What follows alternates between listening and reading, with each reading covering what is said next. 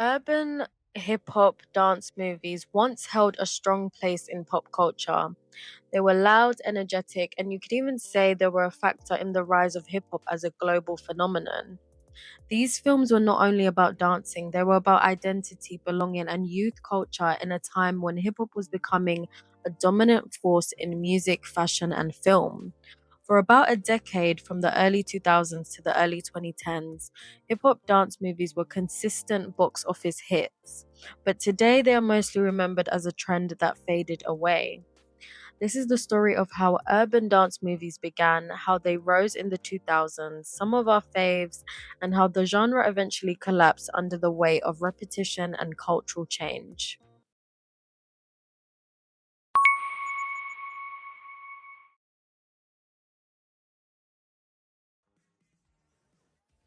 The roots of hip hop dance movies can be traced back to the 1980s when hip hop culture first began entering the mainstream.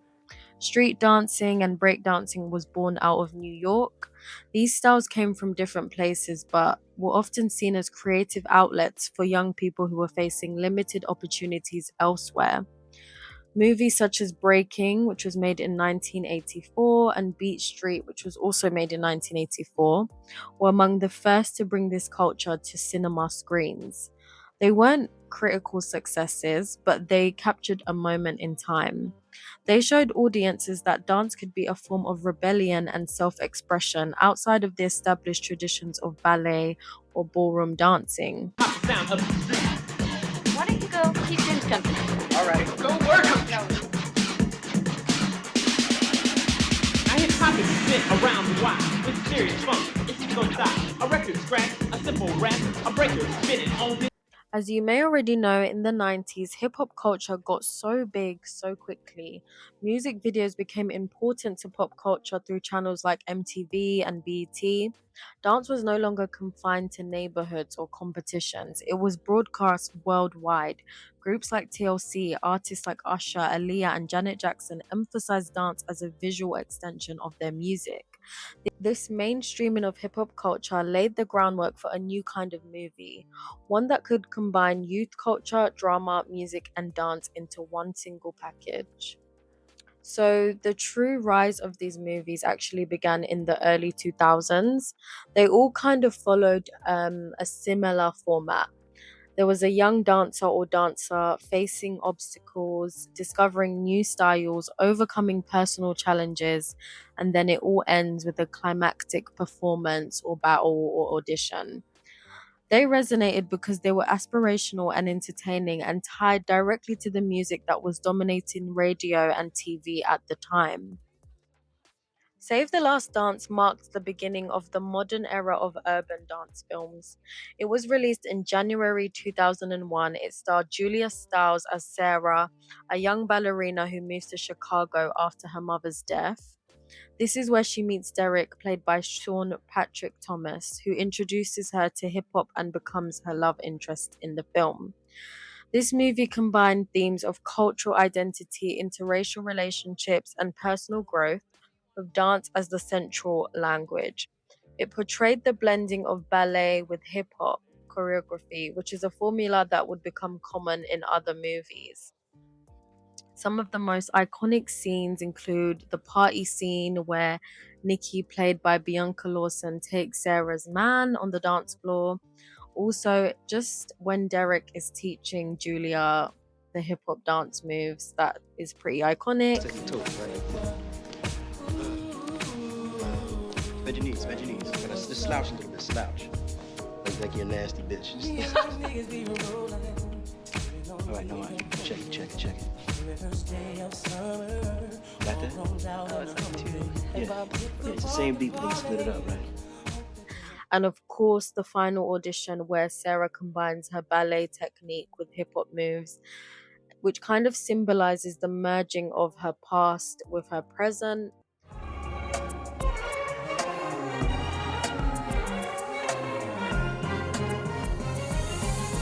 Live your dreams. It's not as hard as it may seem. You gotta work to get the cream. On your hopes you must lean. From your fears, you have to wean yourself.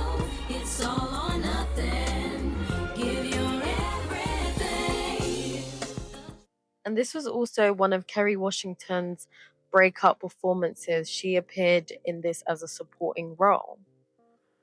The soundtrack was one of the most successful parts of this release. It included artists such as Pink, Ice Cube, Casey, and JoJo. It reached number 3 on the Billboard 200 and was certified platinum. And obviously, Julia wasn't the best dancer in hip hop. Like, she couldn't really do the hip hop dance moves, but she did what needed to be done. It worked. And the film was made on a budget of around $13 million and grossed more than 130 million worldwide. So I think this showed that these type of movies had a market and people wanted to see more. One of my favorite movies of the genre is Honey. I know it's a bit of a love-hate one, but it holds such a special place in my heart. It was released in December 2003 and starred Jessica Alba as Honey Daniels, a dancer pursuing a career in choreography while working with children in her community. This movie reflected the growing influence of music video culture, showing how choreography and street dance were tied to the entertainment industry. There was a rumor that Aaliyah was supposed to play Honey, but unfortunately passed away before she could. And I know a lot of people were confused about Jessica Alba playing this role, but I guess she was a rising star at the time, and this was one of her first lead roles ever. As controversy, you actually did all of the moves and dancing yourself. I mean, I didn't even know you were a dancer. What other I skills didn't do you know have? either. I trained for it. I always wanted to be a dancer when I was a kid. I used to, practice in front of the TV and think I was like Janet Jackson or Madonna or But you had whatever. no formal training whatsoever. No, none at all. And I did it for the movie with the choreographer.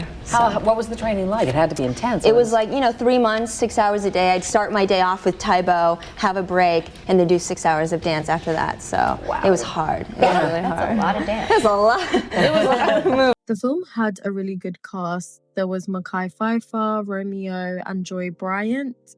They played supporting roles along with cameos by Genuine, Missy Elliott, and Tweet. And Jessica Alba's performance was kind of central to the film's identity, even if critics felt the story was cringe and predictable.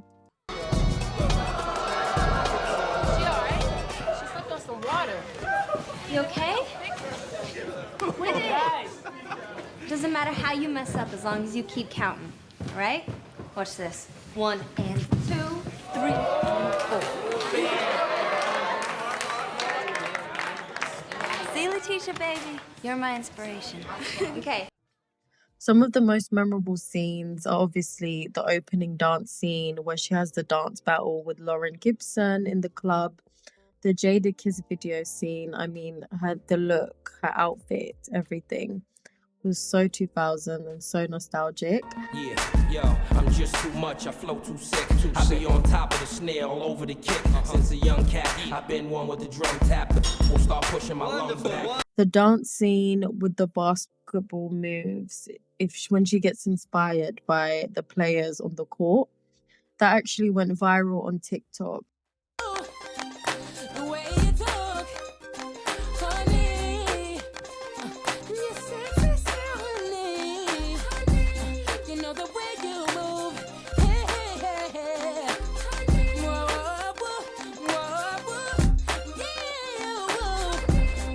And of course, the final dance scene, so iconic.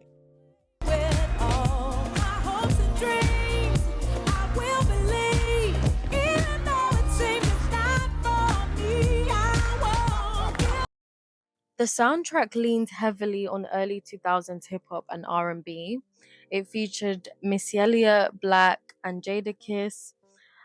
It was actually a good soundtrack and it's very nostalgic for that time period.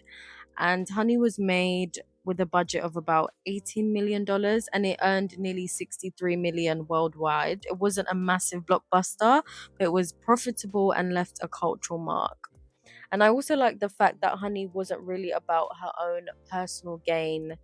It was about her giving back to the community and seeing the children in her community, especially Benny and Raymond, shine, which kind of set it apart from the other films in my eyes. Another popular dance movie was You Got Served. It was released in 2004 and focused mainly on dance battles. It starred Omarion and Marcus Houston and other members of B2K. The film followed a crew fighting to win competitions and dealing with betrayal among friends. The soundtrack was strongly tied to B2K with songs from the group as well as from Little Kim and Joe Budden. It was directly connected to the hip hop and R&B scene of that time. I personally think the B2K members and Marcus Houston killed it in this. The dancing was on point, and what out about this was the cast was largely composed of musicians rather than traditional actors. Omarion and Marcus Houston were the central figures, supported by the other B2K members. We also had Jennifer Freeman, Megan Good, Steve Harvey.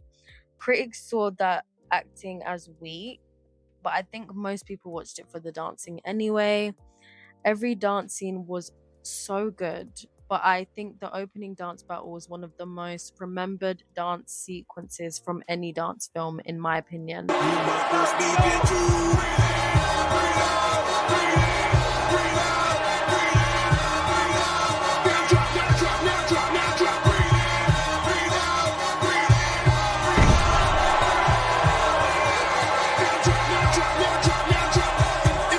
Another good scene is when they get betrayed by one of their crew members.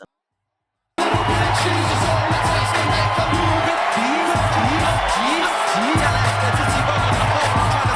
your boy right there. Sold us out. Sonny sold us out. And of course, the final dance battle when they make up and do it for Little Saint. Little Saint, this one for you, baby.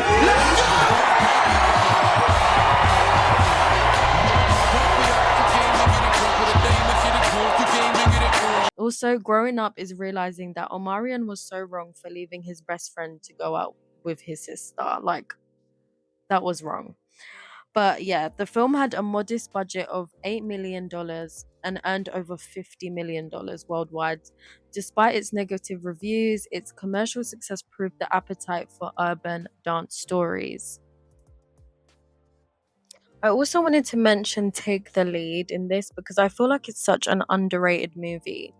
It was released in 2006 and was inspired by the true story of ballroom dancer Pierre Delaine, played by Antonio Banderas, who began teaching students in New York City.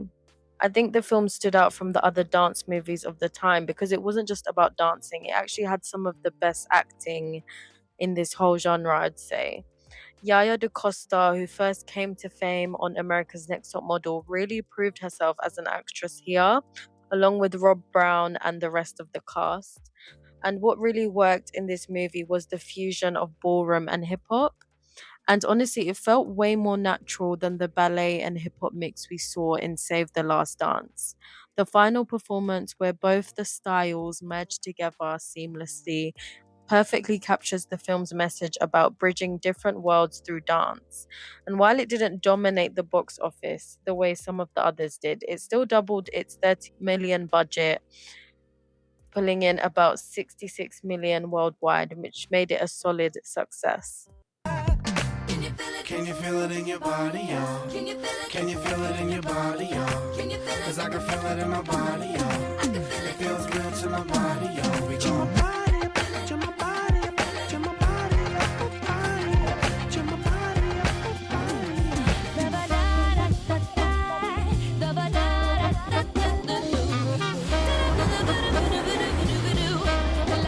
Later that year came Step Up, and this one completely changed the game, guys. It was released in August 2006, and it became the most iconic dance movie of the decade.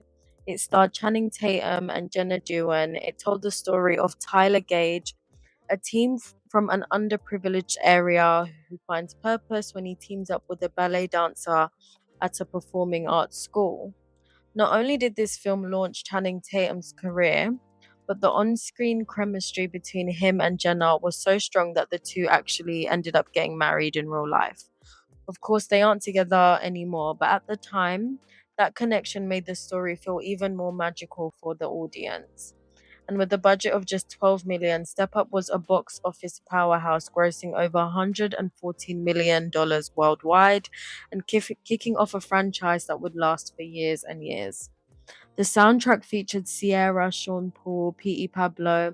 It helped cement its place in pop culture, and the final performance, where Tyler and Nora combined their styles into one unforgettable routine, set the gold standard for every other dance movie that followed. Yeah! Let's get it poppin' now! Yeah! Come on! Let's go!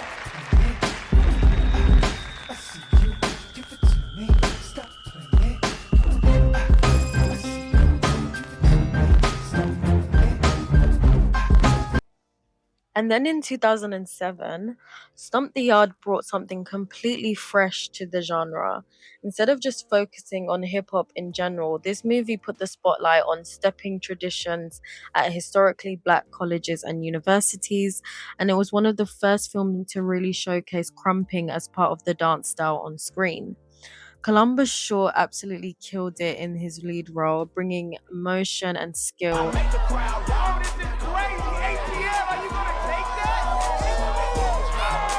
while the whole cast really delivered.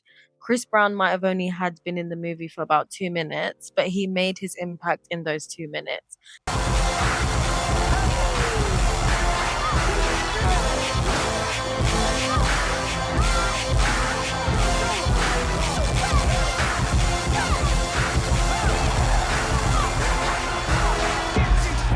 And then there was Megan Good, who was just that girl in the 2000s. She was the love interest in so many films, and her presence here added another layer of appeal. Neo was also in this film. He killed it too. And the audience showed up big for this one. With a 14 million budget, it opened at number one in the US and went on to gross over 75 million worldwide. The step battles in this movie were unlike anything audience had seen before. It was disciplined, powerful, and rooted in culture. And when you combine that with the drama in the movie, it made Stomp the Yard one of the standout dance films of its era. Between 2001 and 2007, these films created a cultural wave. They helped shape how audience viewed hip hop and street dance. They gave a platform for dancers who I think are not nearly as recognized as they should be. It introduced mainstream audiences to forms of dance that had existed for decades but had never received wide cinematic attention. These films also helped launch careers. Channing Tatum, Jenna Dewan began in Step Up. Columbus Shaw gained recognition from Stomp the Yard. Jessica Alba's role in Honey solidified her as a leading star. And for many dancers, choreographers, and background performers, these movies became stepping stones to larger opportunities in the industry. And of course, as the genre peaked, Hollywood attempted to capitalize with sequels and spin offs. The problem was that most of these films followed the same formula without adding anything new. The Step Up series expanded very quickly. Step Up 2 was successful, especially with its famous rain dance sequence finale bit. But as the series went on with Step Up 3D and Step Up Revolution and then Step Up All In, these stories became very thin, relying almost entirely on spectacle. The Honey franchise also suffered. I guess it suffered even more. Honey 2 was released without its original cast and performed so poorly, and later sequels went direct to video, signaling the decline of interest. There were other attempts to revive the genre, such as Battle of the Year in 2013, starring Chris Brown and inspired by real world dance competitions, but it failed to attract audiences. And by this point, the formula was just overused and people were kind of just over it a little bit. There are a number of reasons why these dance movies declined. First is the oversaturation. I think too many films repeated the same plot lines, making them quite predictable for the audiences. Second is the internet. With the rise of YouTube in 2005 and later platforms like TikTok, Audience didn't need movies to see innovative dance. Real crews and choreographers could share their work directly with the world, such as Wildebeest, Trisha Miranda were showcasing these dancers on their platforms for free. This democratized dance content and made Hollywood's version seem way less authentic. Finally, Hollywood trends moved on. Marvel films, superhero films, young adult franchises drew audience attention elsewhere. Dance movies could not compete with these large cultural shifts. The downfall of these movies was not sudden, it was the result of repetition, oversaturation, and cultural change. From the early beginnings in the 1980s to their peak in the early 2000s to their decline in the 2010s, these films tell a story about how culture moves and evolves. For a decade, they defined youth cinema. They are remembered so fondly, not only for their dance sequences, but also for what they represented. Their downfall reflects the natural cycle of trends in Hollywood, but their legacy remains visible every time a dance challenge goes viral or a new generation discovers Step Up or You Got Served for the first time. So, yeah, guys, let me know in the comments what is your favorite film that I mentioned, or if I missed any, let me know. And do you think that these movies can make a comeback one day?